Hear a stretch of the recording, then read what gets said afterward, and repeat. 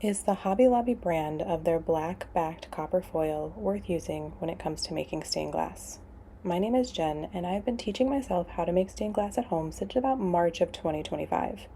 I've been documenting my entire journey from the very beginning in learning how to make stained glass. Let's talk about an honest review of the black-backed copper foil from Hobby Lobby.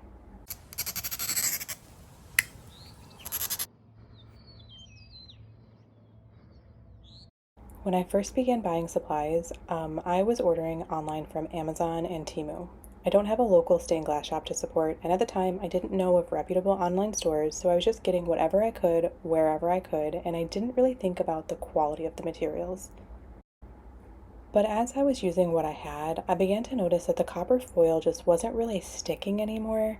I don't know if it was the brand, the weather, maybe I didn't clean the glass well enough. There are a lot of factors to consider, and when you're just beginning to learn, it's difficult to narrow down what could have actually been going wrong.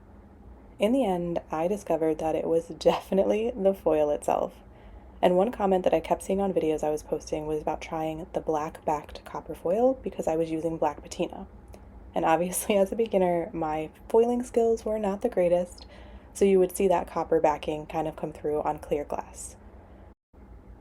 But as I began kind of shopping around on reputable sites as well as stained glass Facebook groups to kind of see what people were using, there were a lot of negative reviews about almost every brand of the black backed copper foil, and I struggled with even wanting to try it because of that.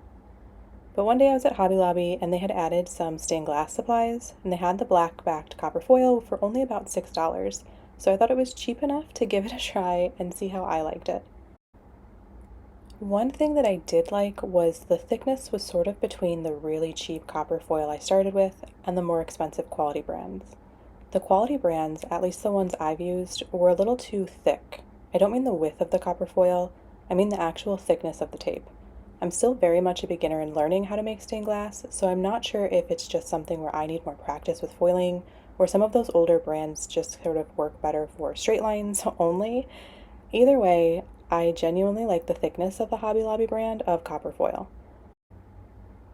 The one detail that I kept reading about online when it came to black-backed copper foil in general on any brand seemed to be that it leaves some sort of residue, like a gooey residue behind. That's the reason I was hesitant to really ever try it.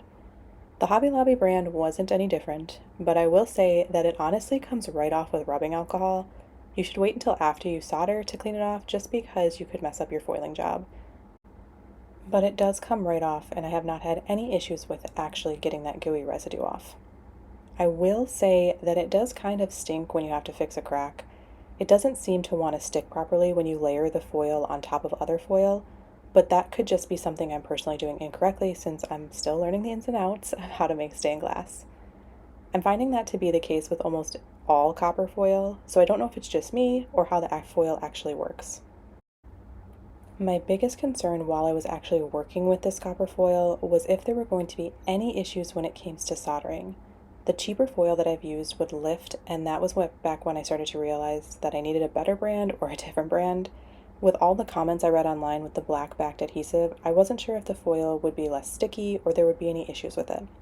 As you can see from one of the final pieces I used this copper foil on, there weren't any issues with the foil itself. It stuck to the glass perfectly fine. For the most part, I really didn't have many major issues with the foil cracking. Straight lines, it worked perfectly, and curved, there were some of the pieces I worked on that weren't in this video I showed that I had a couple of issues with. They were deeper curves, but even then it was really rare, and that was probably more my technique or my lack of experience more than anything else. I will say that the only strange or sort of questionable thing that I did notice after soldering was that I could see some of the black had worn off on some of that foil. I don't know if that means my soldering iron was too hot or if it's a sign of the quality of the foil itself. It was only on certain areas, so I'm honestly not sure if it was just a fluke when it happens, something I'm doing incorrectly, or just the quality in itself. I will say I've used this quite a few times now, and there have only been, I think, 2 pieces total that I've made where I've noticed that adhesive looks like the copper backing instead of the black adhesive, and it's very rare that it happens. Overall, I will say that I am actually a fan of the Hobby Lobby copper foil. I do wish they offered more sizes of the black backing adhesive, but for the price point, the ease of being able to grab something in a pinch if I needed something right away since I don't have that local glass shop, and the overall quality, I'm honestly a fan of it. There are a couple of stained glass supplies that I have tried from Hobby Lobby, and I have not been a fan of them. So I think that also played into how much I actually like the foil after being so disappointed with some of the other products they offer. I wouldn't say it's the best copper foil out there. I will probably buy it again as I continue to progress in my own stained glass journey, but I will definitely be trying other brands as well.